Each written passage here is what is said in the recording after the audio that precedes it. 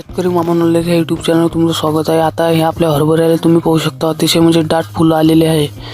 तर मग ह्या फुलेवर पाणी द्या लागते की नाही द्या लागत, तर तुम्ही जर पाणी जर फुलेवर जर दिलं असन, म्हणजे तुम्ही जर द्यान फुलेवर पाणी स्प्रिंकलरचं म्हणा किंवा पट पाणी म्हणा, तर जे राहते आपले हे फुलं हरभऱ्याचे ते चान्सेस राहते गळायचे। तुम्ही पाणी जर द्यान तर फुलं ते गळन आणि चण्याचा जो खार राहते, हरभऱ्याचा जो खार राहते तोही खारही चालला जाईल त्याचा आणि फुलंही गळन। त्याच्यानं तुम्हाला सांगतो की हरभऱ्याला आता पाणी देऊ नका, कारण का ह्या जो चणा तुम्ही पाहू शकता म्हणजे अतिशय म्हणजे भिडलेला आहे, म्हणजे पुऱ्या वावरात अशी सावली पडलेली आहे हे पाहू शकता। आता समजा 50% जर समजा घेंगरं जर भरलेले असन, 50% म्हणजे घेंगरं आलेले आहे तेव्हाच तुम्ही पाणी द्या।